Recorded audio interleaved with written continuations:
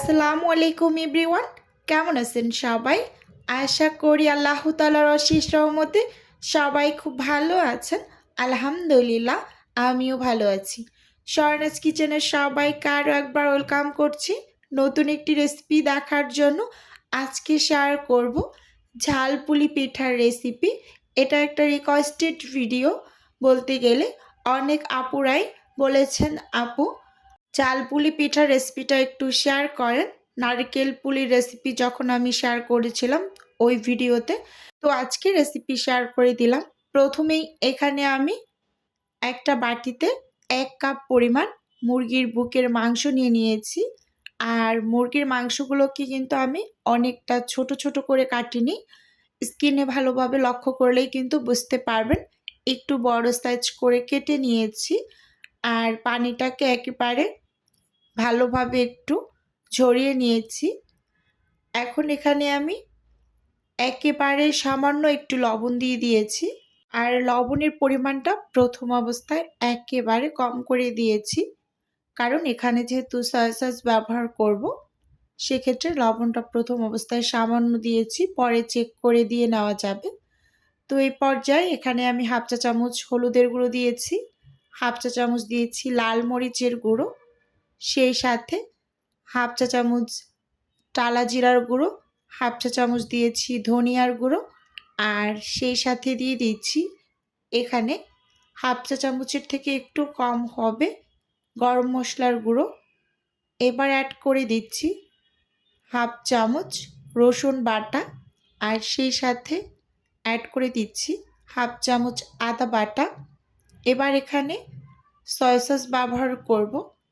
1.5 table চামচ দিয়ে দিচ্ছি সয়া সস, আর এখানে আমি 1 চামচের মতো টমেটো সস ব্যবহার করছি। এই যে এখন এই সব কিছুকে কিন্তু খুব ভালোভাবে মিশিয়ে নিতে হবে, আর একটু সময় নিয়েই কিন্তু মিশিয়ে নেবেন। আপনাদের হাতে যদি অনেকটা সময় থাকে তাহলে এই মাংসটাকে একটু রেস্টে রেখে দেবেন। যেহেতু আমার হাতে একেবারেই কম সময়, তো আমি সেজন্য কিন্তু 10 মিনিটের মতো রেস্টে রেখেছি। আধা ঘন্টা 1 ঘন্টা যদি রেস্টে রাখেন তাহলে কিন্তু মাংসের ভিতরে খুব সুন্দরভাবে লবণটা প্রবেশ করতে পারবে। তো আমার হাতে কম সময়, তাই আমি কিন্তু সঙ্গে সঙ্গেই কাজগুলো করে নিচ্ছি। দেখতেই পাচ্ছেন খুব সুন্দরভাবে কিন্তু আমি চামচের সাহায্যে মেখে নিয়েছি। এখন এটাকে একটু রেস্টে রেখে দেব। এপাশে আমি ডোটা রেডি করার জন্য ময়দাগুলোকে নিয়ে নেব। সেজন্য এখানে একটা বাটি নিয়ে নিয়েছি, আর সেই সাথে মেজারমেন্ট কাপ মেপে এখানে আমি প্রথমে 1 কাপ নিয়েছি, তারপর আরও হাফ কাপ নিয়ে নিয়েছি ময়দা। তো এখানে এখন অ্যাড করে দেব 2 টেবিল চামচ কর্নফ্লাওয়ার। কর্নফ্লাওয়ারটা দেওয়ার ফলে এই পিঠাগুলো অনেকটা সময় ধরে মুচমুচে থাকবে, খুব বেশি নেতিয়ে যাবে না। তো দেখতেই পাচ্ছেন খুব সুন্দরভাবে নেড়ে চেড়ে মিশিয়ে নিয়েছি। এবার চুলোতে আমি একটা প্যান বসিয়ে দিয়েছি। পুরটাকে আমি রেডি করে নেব। আর অফ স্ক্রিনে কিন্তু আমি ডোটাকে তৈরি করে নিয়েছি, কারণ হচ্ছে সব কিছু যদি আমি ভিডিওতে দেখাতে যাই তাহলে অনেকটা বড় হয়ে যাবে ভিডিওটা। তাই অফ স্ক্রিনে ডোটা করে নিয়েছি, মানে সেদ্ধ আটা রুটি যেভাবে তৈরি করি ঠিক ওইভাবে। এবার পরিমাণ মতো তেল দিয়ে তেলটা গরম হয়ে আসার পর এখানে আমি সেই ম্যারিনেট করা মাংসগুলোকে দিয়ে খুব ভালোভাবে একটু নেড়ে চেড়ে ভেজে নেব। এখন কিন্তু অনেকের মনেই প্রশ্ন যে আপু এখানে তেলের পরিমাণটা মনে হয় অনেকটা বেশি হয়ে গিয়েছে। একেবারেই না, তেলটা আমি প্রথম অবস্থায় দিয়ে নিয়েছি, যেহেতু আমি মাংসগুলোকে একটু ভাজা করে উঠিয়ে নেব। পরে একেবারে সব কিছু মিশিয়ে পুরটাকে রেডি করে নেব, সেজন্য একসাথেই তেলটা দিয়ে দিয়েছি। এবার ঢাকনা দিয়ে আমি মাংসগুলোকে খুব সুন্দরভাবে ভাজি করে নিয়েছি। যেহেতু আমি মুরগির বেস্ট পিস ব্যবহার করেছি, তাই খুব কম সময়ের ভিতরেই কিন্তু এই মাংসগুলো সেদ্ধ হয়ে গিয়েছে। 7 থেকে 8 মিনিটের মাঝেই মাংসগুলো খুব সুন্দরভাবে সেদ্ধ হয়েছে। এবার আমি মাংসগুলোকে তুলে নিয়েছি। এই যে দেখতেই পাচ্ছেন, ওই তেলের মাঝেই কিন্তু এখানে আমি কুচানো পেঁয়াজ দিয়ে দিয়েছি 1 কাপের মতো। এবার খুব সুন্দরভাবে পেঁয়াজগুলোকে একটু নরম করে ভেজে নেব একটু সময় ধরে। আর ওপাশে কিন্তু মাংসগুলোকে আমি হাত দিয়ে একটু ভেঙে নিয়েছি।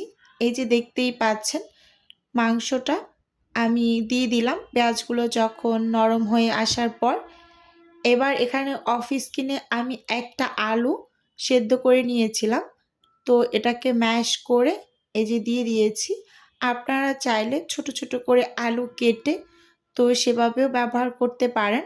তো আমি সব সময় আলু এভাবে সেদ্ধ করে তারপর রেডি করে নেই। আবার মাঝে মাঝে কিন্তু আমি আলুটা ব্যবহারও করি না। তো আজকে অর্ডারের জন্য রেডি করছি সেহেতু এখানে আমি একটা আলু ব্যবহার করেছি। খেতে মাশাআল্লাহ ভীষণ ভালো লাগে। আপনারা আমার এই রেসিপিতে একবার হলেও ট্রাই করে দেখবেন। ইনশাআল্লাহ ভীষণ টেস্টি হয় এই পুরটা এভাবে করে রেডি করলে। তো এই পর্যায়ে এখানে আমি কিছুটা পরিমাণ কাঁচামরিচ কুচি দিয়ে দিয়েছি। দিয়ে খুব সুন্দরভাবে নেড়ে চেড়ে ভেজে নিয়েছি। তারপর কিন্তু চেক করে লবণ এবং একটু বিট লবণও ব্যবহার করব। তো ভিডিওর এই পর্যায়ে ছোট্ট করে নিজের বিজনেসের একটু প্রচার করছি। আপনারা তো অনেকেই জানেন যে আমার ছোট্ট একটা ফ্রোজেন আইটেমের বিজনেস আছে। তো যদি কেউ কোনো টাইপের ফ্রোজেন খাবার অর্ডার করতে চান, তাহলে স্ক্রিনে দেওয়া হোয়াটসঅ্যাপ নাম্বারে নক দিলেই কিন্তু আমি A to Z বলে দেব। আর যদি কেউ অর্ডারটি সরাসরি কনফার্ম করতে চান, তাহলে সরাসরি হোয়াটসঅ্যাপ নাম্বারে কল করে অর্ডারটি কনফার্ম করতে পারেন। আর এখানে সব নাস্তাগুলো কিন্তু প্রিমিয়াম কোয়ালিটির আটা ময়দা দ্বারাই তৈরি করা হয়।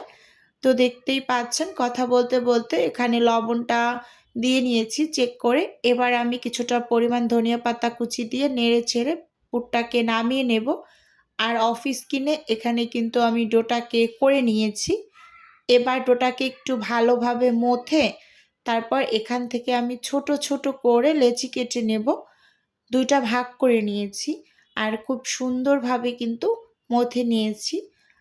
এতটা পরিমাণ সফট হয়েছে এই ডোটা, কি আর বলবো। পারফেক্টলি সব কিছু নিলে সব কিছুই কিন্তু খুব সুন্দর হয়। এই যে দেখতেই পাচ্ছেন। আর স্কিনে ভালোভাবে লক্ষ্য করলে কিন্তু বুঝতে পারবেন যে এই আটার কাইটা কতটা পরিমাণ সফট হয়েছে। তো এখান থেকে আমি এখন ছোট ছোট করে রুটি বেলে নেব। আর আমি একসাথে অনেকগুলো রুটি বেলে তারপর কিন্তু পিঠাগুলোকে তৈরি করে নেব। আজকের পুলি পিঠাগুলো আমি সাজ দিয়ে বানাবো। আমার হাতের তৈরিগুলো তো আছে ভিডিও দেওয়া। তো সাজ দিয়ে আমি কিভাবে বানাই তো সেটা আজকে দেখিয়ে দিচ্ছি। এই যে দেখতেই পাচ্ছেন, এখানে আমি একটা পুলি পিঠার সাজ নিয়ে নিয়েছি।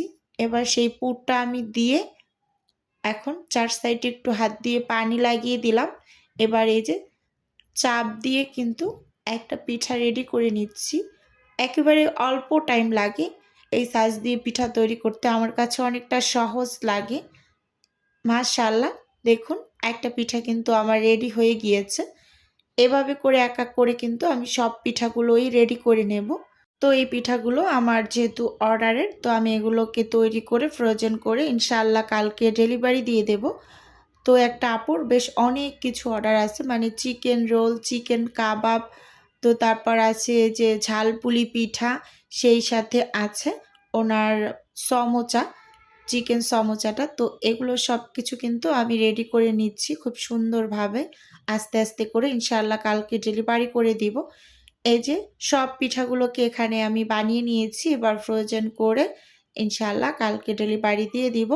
তো বন্ধুরা, আজকের এই ভিডিওটি আপনাদের কাছে কেমন লেগেছে চাইলে অবশ্যই কমেন্ট করে জানাতে পারেন।